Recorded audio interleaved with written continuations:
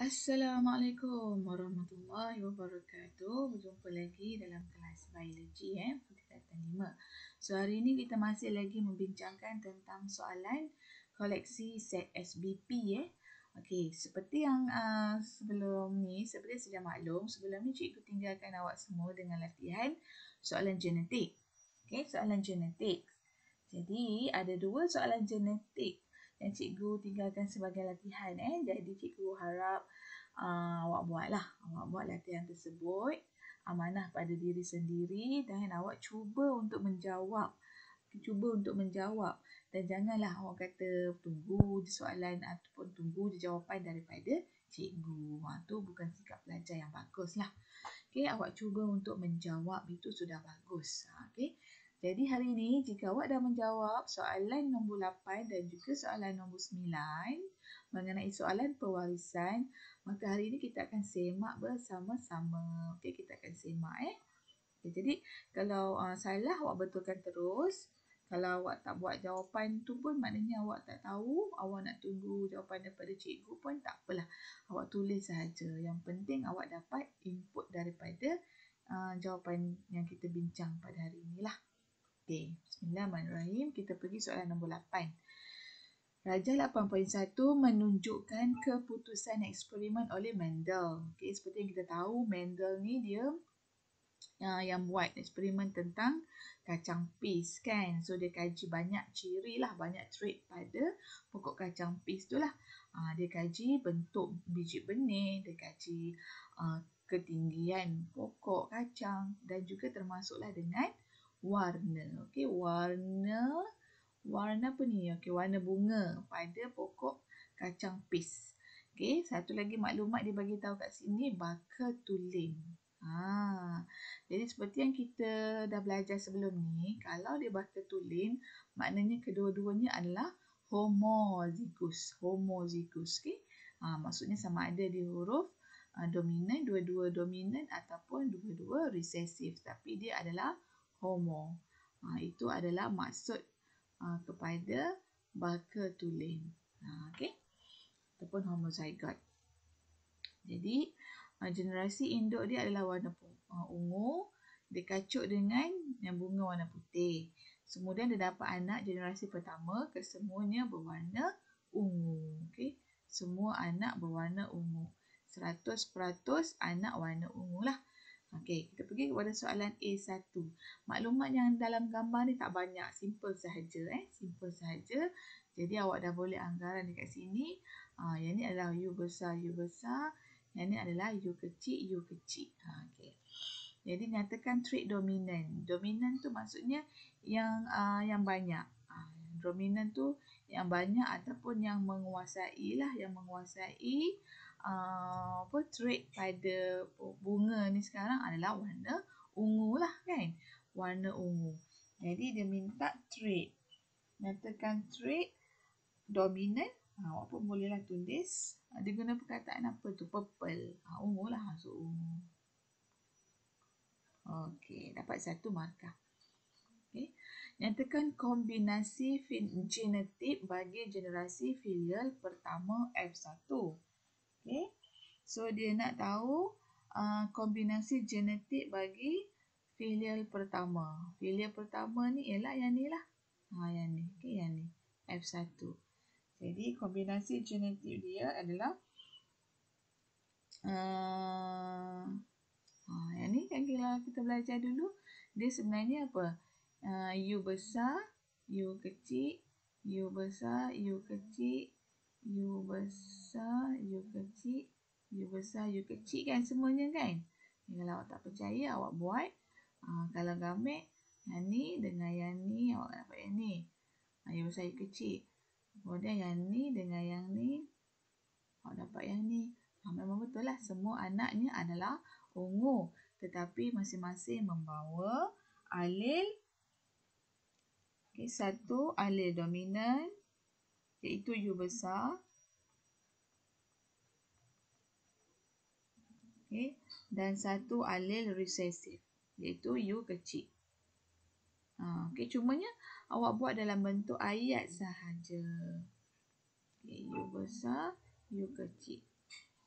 Buat dalam bentuk ayat sahajalah. Instead of awak buat dalam bentuk ringkasan, tulisan. Okay. Kemudian, soalan B, terangkan bagaimana. Okay, bagaimana Terangkan bagaimana generasi F2. Okay, F2 pula. Okay, dapat mewarisi trait warna bunga ungu. Okay, 2 markah. Jadi kalau anak yang generasi F2 ni, dia nak dapatkan, dia nak warisi trait warna bunga ungu. Jadi, dia kena kacukkan sesama dia lah kan. Okay, anak mesti menerima kedua-dua alil dominan. Okay. Jadi, kita andaikan untuk berlakunya F2, okay, so kita kacukkan F1, kita kacuk dengan F1, sama-sama F1. So, maknanya ungu, trait warna ungu kita kacuk dengan bunga ungu. Okay. Jadi genetik bagi F1 cross dengan F1 ialah U besar U kecil cross dengan U besar U kecil. Okay, so awak akan dapat F2, genetik F2. Okay, bila awak buat dalam pewarisan, awak akan dapat satu anak U besar U besar, U besar U kecil, U besar U kecil, U kecil U kecil kan. Okay, ini adalah F2. Okay, ini adalah generasi F2 lah. So awak akan dapat 3:1. 3 ungu, 1 akan dapat warna putih kan. Okay, so 3:1. Jadi soalan dia, bagaimana generasi filial kedua dapat mewarisi trait warna bunga ungu. Jadi awalnya buat dalam bentuk ayat lah. Okay, ayatnya tu kena mulakan dengan inilah. Anak mesti menerima kedua-dua alil dominan dari kedua-dua induk. Okay, jadi awak tengok dekat sini. Ni penerangan yang kat sini. Ni. Okay. Anak dia terima alil daripada kedua-dua induk. Dia mesti terima alil dominan. Okay. Dia mesti terima alil yang dominan. Tak kisahlah sama ada dominan tu datang daripada induk ibu ataupun induk bapa. Okay. Induk jantan atau induk betina. Tapi dia mesti terima alil dominan tu, dia kena ada 2 lah alil dominannya. Okay. Sama ada dia dapat U besar okay, ataupun U besar U kecil. Atau, tu je lah. Kan? 3 ni je lah. Jadi dia mesti menerima kedua-dua alil dominan dari kedua-dua induk lah. Baru dia akan dapat warna ungu. Okay? Mewarisi trait warna bunga ungu. Okay. Itu jawapan untuk soalan B. Kemudian kita habislah soalan ni. Itu je lah. Okay, jadi soalan macam ni awak kena ada kemahiran untuk membina ayat daripada rajah skema. Okay. Alil mesti menerima, anak mesti menerima alil, alil dominan daripada kedua-dua induk. Okay. Barulah dia akan dapat warna ungu. Kedua-dua induk dia yang ni lah. Okay, sama ada U yang ni ataupun yang ni. Okay. Okay, seterusnya kita pergi soalan yang ke-9. Okay, bukan lagi ni. Masih lagi soalan sama, soalan C dia. Rajah 8.2 menunjukkan pewarisan penyakit thalassemia. Okay, semalam kita dah bincang juga soalan thalassemia. So, masih lagi soalan thalassemia. So, awak dah dapat teka lah. Soalan thalassemia ni agak famous lah. Okay. Thalassemia dalam satu keluarga. Okay, jadi dia bagi petunjuk kalau yang hitam semua adalah lelaki thalassemia, yang separuh tu adalah pembawa. Okay, untuk thalassemia ni maksudnya penulisan dia dia macam biasa. So dia bukan dia tak perlu ada huruf X dan Y lah. Yang ada huruf X dan Y tu hanya hemofilia sahaja. Jadi yang ni awak boleh wakili dengan huruf biasa sajalah. T besar ataupun T kecil. Jadi kalau dia pengidap, maksudnya awak andaikan dia mempunyai T kecil dan T kecil lah. Kan? Pengidap. Kalau pembawa, maksudnya dia ada heterozygot. Dia bawa ialah alel hetero, T besar dan T kecil. Okey, so ini pun sama, T besar dan T kecil. Okey, yang ni T kecil dan T kecil. Yang ni T besar dan T kecil. Okey. Soalan, nyatakan satu ciri hemoglobin yang terdapat pada J. Okey, so kita faham dia adalah penyakit yang berkaitan dengan hemoglobin yang ada dalam sel darah merah. Ni sel darah merah dia kan. So dalam ni ada hemoglobin. Hemoglobin tu adalah kumpulan protein kuaterner. Dia adalah kumpulan protein kuaterner. So dia yang akan menyerap oksigen lah. So dia akan menyerap oksigen. Sebenarnya dalam ni ada juga ferrum. So ferrum tu pun samalah. Fungsi dia untuk penyerapan oksigen. Okay. Jadi soalan dia, ciri hemoglobin yang ada pada penyakit thalassemia.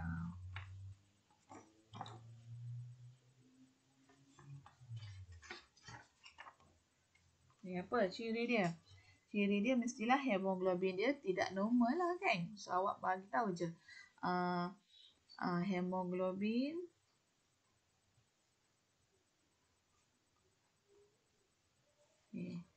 tidak normal.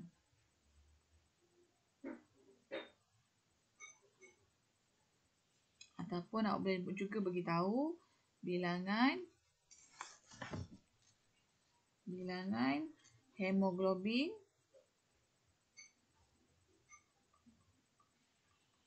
berkurang. Okey. Hemoglobin tidak normal ataupun hemoglobin berkurang.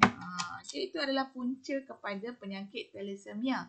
Menyebabkan kecekapan mengangkut oksigen dia berkurang lah.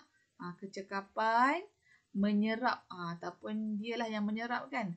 Menyerap oksigen menjadi kurang.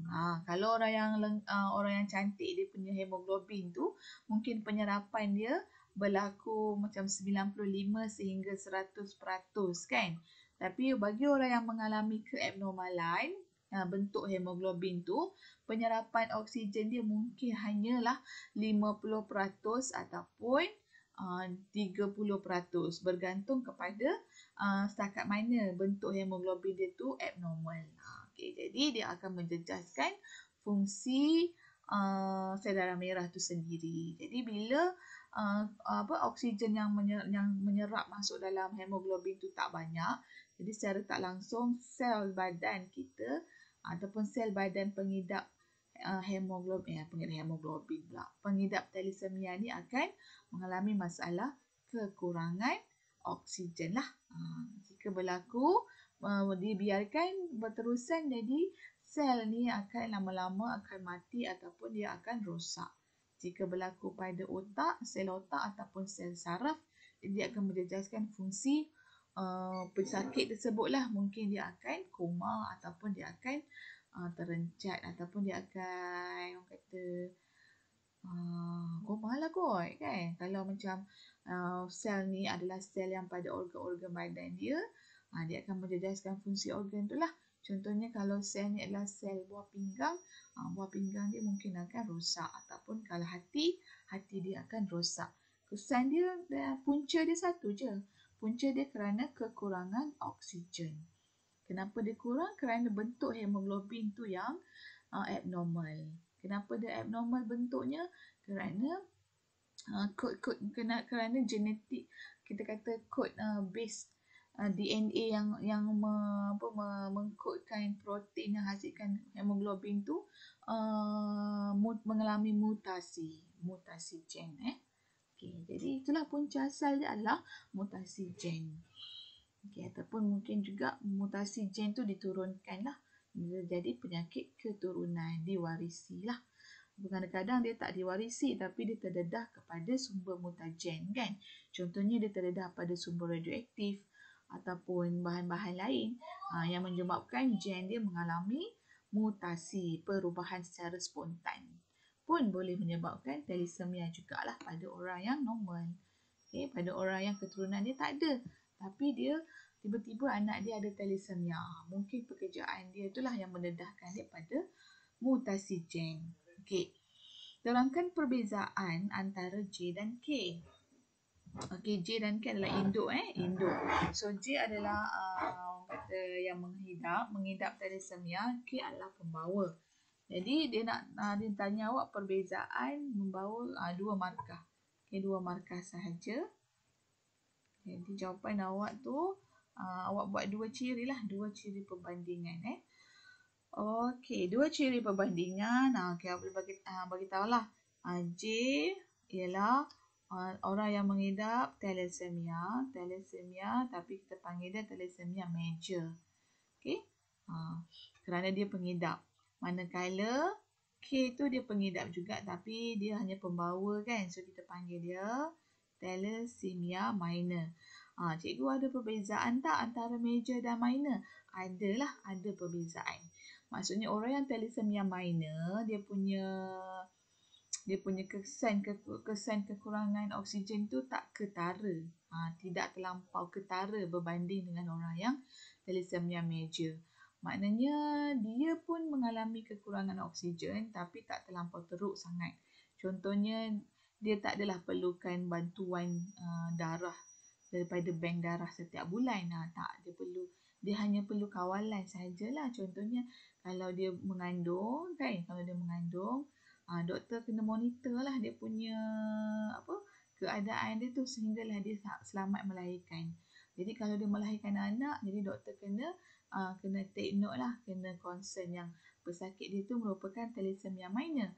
Sebab jika berlaku tumpah darah masa dia melahirkan anak tu, jadi dia kena standby dengan beg darah terus siap-siap. Okey. Thalassemia minor ni awak tak nampak sangatlah muka dia pucat tapi mungkin nampak jugalah. Kalau dia perempuan kan contohnya dia mengalami kitaran haid, dia period, so awak akan nampak jugalah muka dia pucat semua tu. Tapi yang macam cikgu bagi tahulah dia tak adalah terlampau teruk berbanding dengan orang yang thalassemia major. Okey. Kemungkinan orang yang thalassemia minor ni kadang-kadang dia tidak menunjukkan simptom macam cikgu cakap tadilah Okey, jadi perbezaan yang pertama yang ni adalah major, yang ni yang minor. Kemudian kalau macam J ni, orang yang J ni yang memang thalassemia major ni, alel dia kedua-duanya adalah resesif. Okey. Kedua-dua alel adalah resesif. Alel adalah alel resesif lah kan. Maksudnya dia membawa T kecil dan T kecil. Kan? Tapi kalau huruf K ni thalassemia minor, hanya satu alel sahaja. Satu alel sahaja resesif. Okay. So dalam badan dia tu dia ada T besar dengan T kecil. Ada satu sahaja alel resesif. So dia jadi minor lah. Okay. Perbezaan lain, kalau J ni, simptom yang ditunjukkan adalah ketara. Okay. Simptom adalah ketara. Maksudnya pada masa yang sama, dia juga mengidap anemia lah. Anemia tu maksudnya kekurangan sel darah merah. Manakala kalau K ni, kadang-kadang simptom dia tu tak ada ataupun kita kata tidak ketara.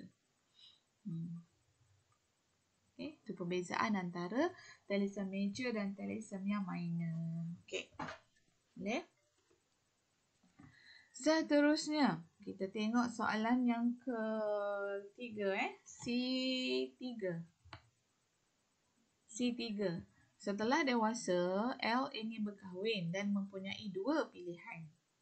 L tadi yang mana? Oh, L tu yang pembawa lelaki pembawa. Seorang pilihan pertama dia, biarlah dia pun nak kahwin juga kan. Dia nak macam manusia biasa juga dia nak kahwin. Okey. So, dia adalah T besar dan T kecil. Dia adalah pembawa ataupun thalassemia minor. Okay, pilihan pertama X seorang yang mempunyai genetik thalassemia sepertinya. Okay, pilihan pertama dia yang sama-sama ada genetik thalassemia sepertinya. Manakala pilihan kedua iaitu Y mempunyai darah yang normal. Kalau dia pilih X tu ada genetik thalassemia sepertinya. Maksudnya mungkinkah X tu adalah T besar T kecil, kan? Sebab dia kata mempunyai genetik thalassemia. T besar T kecil lah, kan? Kalau dia kata pilihan pertama X seorang pengidap thalassemia, maksudnya kita boleh kata dia adalah T kecil, kan? Okay, manakala pilihan yang kedua pula ialah Y. Y ialah mempunyai darah yang normal. So, darah yang normal, dia tak adalah T besar T kecil ni semua ni. So, dia adalah T besar. Kan? So, T besar maknanya dia adalah normal. Siapakah pilihan L yang terbaik? Mestilah Y lah tak? Kenapa pula? Kalau dia ambil T besar T kecil ni, dia akan dapat nisbah 3 nisbah 1. 3 dia akan dapat thalassemia dan bukan ialah 3 dia akan jadi pembawa thalassemia sebab dia akan dapat yang hetero, kan? 3 hetero dan 1 dia akan dapat anak yang pengidap thalassemia. Okay, jadi so better dia kahwin dengan Y. Siapakah pilihan L yang terbaik? Terangkan 2 markah. Jadi sudah semestinya lah, sudah terang lagi bersuluh, pilihan yang tepat ialah Y. Okay, 1 markah. Kenapa? Kerana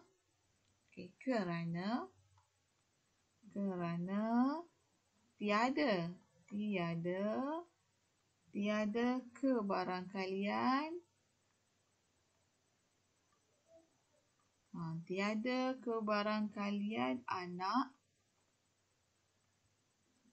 thalassemia major.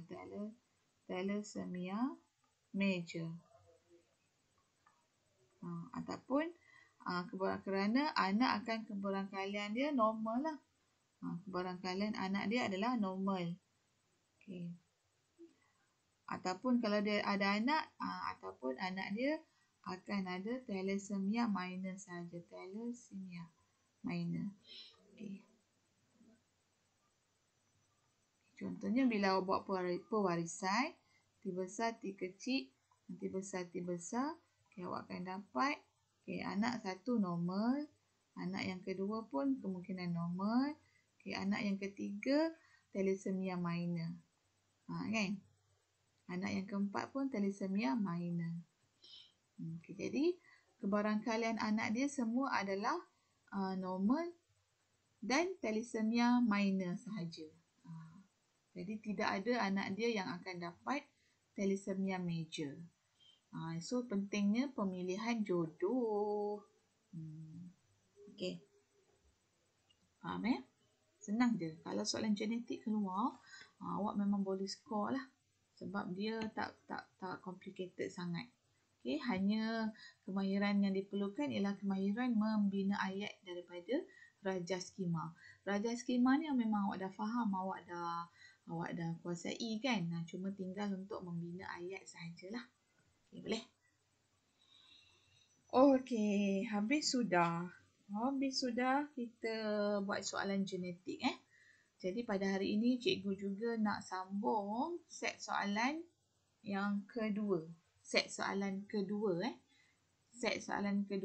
awak boleh buka muka surat 70. Muka surat berapa ni? 76. Muka surat 76. Okey, set soalan set 2. Set 2 muka surat 76 bahagian A. Okey, bahagian A. Okay, macam biasa kita akan baca soalan dan awak kena keluarkan jawab soalan apa? Tips lah. Keyword dia. Key point. Dia punya kunci-kuncinya. Darjah 1 menunjukkan kedudukan tisu kekal pada batang tumbuhan. Okey, masalah tisu kekal. Okey, namakan tisu kekal. Apa? Senang sangat tu. Namakan tisu kekal. P tu apa? Q tu apa? R tu apa?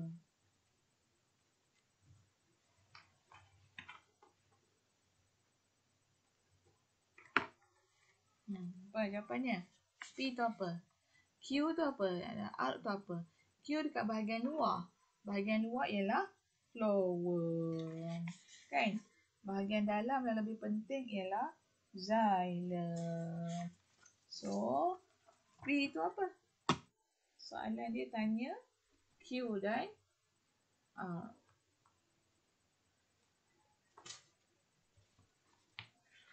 Tulislah dulu.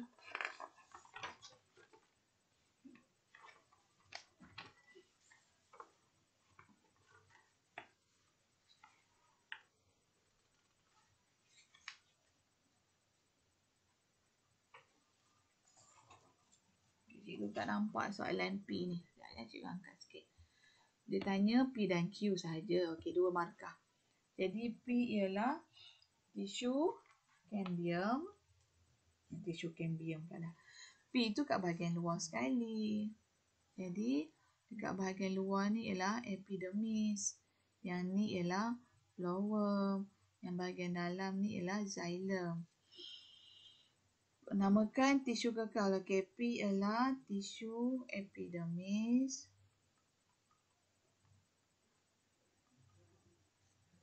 Okey, Q ialah tisu phloem. Okey, kemudian B. Sel-sel P yang terdapat pada akar. Mana sel P? Okey, sel epidermis lah Okey. Sel P ialah epidermis yang terdapat pada akar telah terubah suai. Okey, betul lah kan? Dia terubah suai. Epidermis dia ada rambut kan? Mengikut fungsinya untuk penyerapan air dan garam mineral. Namakan sel yang terubah suai itu. Sel berambut lah kan? Sel berambut akar. Okey. Senang saja. Kemudian kita pergi ke muka surat sebelah. Tisu R. Tisu R apa tadi? Tisu R. Okey. Apa? Xylem. Berfungsi untuk mengangkut air dan garam mineral. Terangkan ciri-ciri tisu R yang membolehkannya menjalankan fungsi secara berkesan. So, ciri dia untuk angkut air dan garam mineral lah kan? Okey. So, ciri dia yang pertama. Okey, awak pun tengok je lah buku. So, ciri-ciri xylem lah. So, ciri xylem, ciri yang pertama, dia terdiri daripada sel yang mati.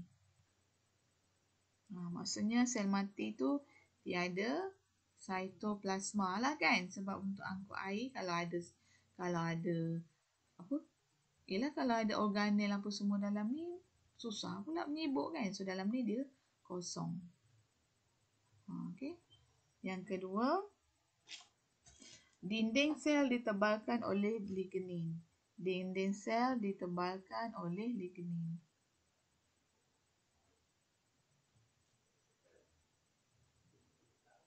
Okey. Kemudian yang ketiga, salur xylem ni, salur dia adalah berongga. Betul lah yang cikgu cakap tadi. Z-Y. Kalau bahasa Melayunya Z-I. Z-I-L-E-M. Xylem dibentuk daripada rongga.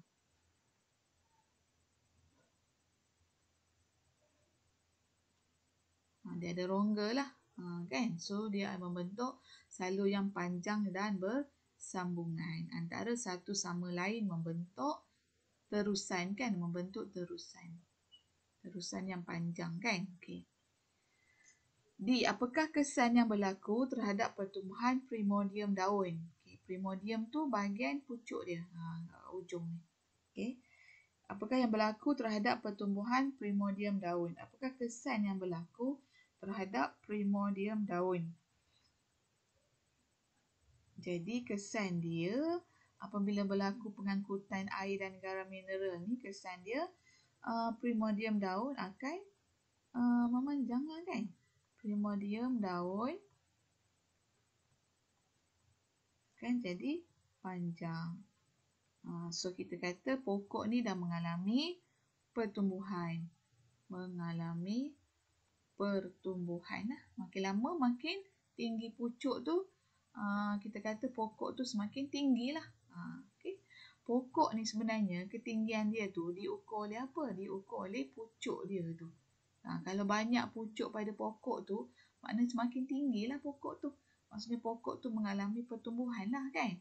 Kalau awak tengok pokok tu tak ada tunas, tak ada pucuk, maksudnya awak akan risau, awak akan kata pokok awak ni tak tumbuh. Macam kalau cikgu tanam pokok, cikgu akan monitor pucuk lah. Kalau ada pucuk baru yang tumbuh, maksudnya dia punya akar tu sesuai lah dengan keadaan palsu yang cikgu baru alihkan tu tadi. Kalau dia tak ada pucuk baru, maksudnya medium tanah yang cikgu tengah pindahkan tu tak sesuai lah. Kalau tak sesuai, dia tak akan tumbuh pucuk.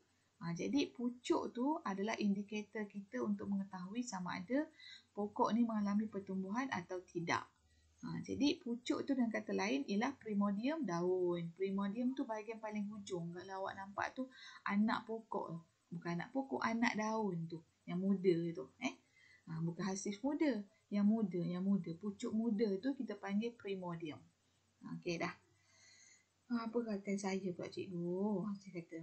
Okey, Rajah 2.1 menunjukkan dua kawasan. Okey, ini hypertonik, isotonik lah kan. Dengan hypertonik, hipotonik, isotonik. Dah tahu dah kalau keluar soalan yang ada bulat-bulat gini ni macam tai kambing gini kan. Memang tu je, tak ada dah nak tanya lain ni. Okey, Rajah awak nampak molekul sukrosa yang warna hitam. Okey, ni adalah gula. Okey, molekul air yang warna putih. Okay, ini adalah air. Jadi ini adalah membran. Ini membran. So air dia akan bergerak lah. Awak nampak air akan bergerak pergi ke sini. Dah agak dah. Kalau air bergerak daripada sini ke sini, maknanya M ni kepekatan air dia adalah tinggi ke rendah? Rendah lah kan?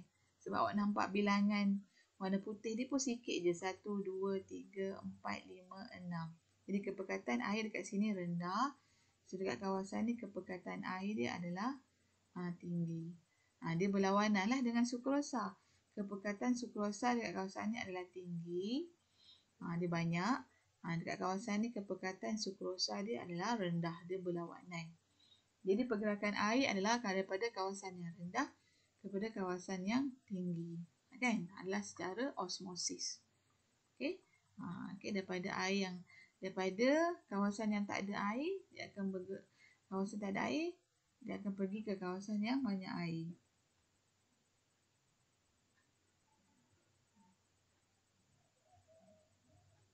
Okay. Berdasarkan Rajah 2.1, kawasan manakah yang mempunyai keupayaan air yang tinggi?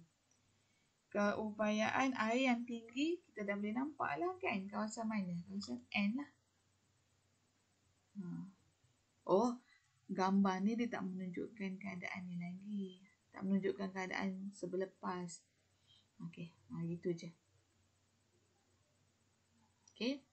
Jadi, dia hanya tanya dulu. Dia tak tanya beberapa minit selepas itu. Dia tanya. Kawasan yang mempunyai keupayaan air yang tinggi ialah kita nampaklah N. Keupayaan air dia tinggi kan. Berikan satu sebab bagi jawapan anda di 2A1. Kenapa N tu adalah tinggi? Cakap je lah.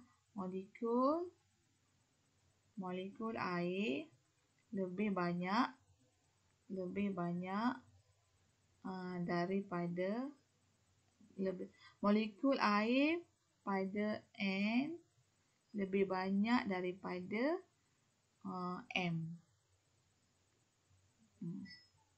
Tu je lah kenapa dia lebih banyak. Kenapa dia keupayaan air dia tinggi. Sebab molekul air dia lebih banyak. Okey, senang sahaja. Okay, seterusnya, selepas, ni baru cikgu cakap tadi, selepas 30 minit,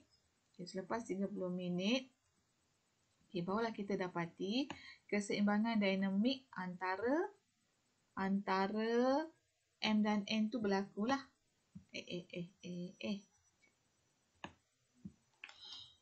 Keseimbangan dinamik antara M dan N tercapai. Namakan proses yang terlibat. Carilah.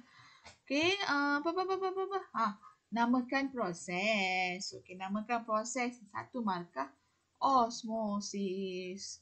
Okey, proses saja kan dia minta. Seorang suri rumah telah merendam kangkung yang dibelinya di pasar ke dalam air supaya lebih segar. Memanglah kan. Cikgu pun buat macam tu. Rendam dalam air. Terangkan mengapa. Mengapa kita rendam dalam air. Okay. Jadi kita rendam dalam air. So kita tahu air ni adalah larutan hypo lah kan. Larutan hypotonik. Okay, cikgu besarkan sikit gambar dia. Okay, so bila awak rendamkan sayur. So air dalam ni adalah tinggi lah kan. Air dalam ni adalah tinggi. Air dalam sayur ni adalah rendah. Jadi kita kata air ni adalah larutan hipotonik. So bila dia larutan hipotonik, maksudnya pergerakan air masuk daripada larutan ke dalam sayur, ke dalam sel sayur. Jadi menyebabkan sel sayur menjadi segar ataupun segar lah. Okey, pergerakan air adalah daripada larutan masuk ke dalam sel sayur. Soalan dia, seorang suri rumah, dia tanya, terangkan mengapa. Mengapa adalah kerana larutan air itu adalah hypotonik.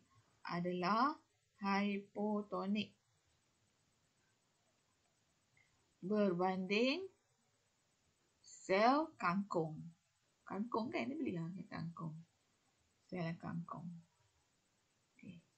Poin yang kedua, molekul air meresap masuk secara osmosis. Masuk ke mana? Meresap masuk ke dalam sel kangkung secara osmosis. Okay. Kemudian dia akan menyebabkan sel kangkung menjadi segar. Ataupun segar lah. Ataupun tak layu lah kangkungnya. Okay, senang saja.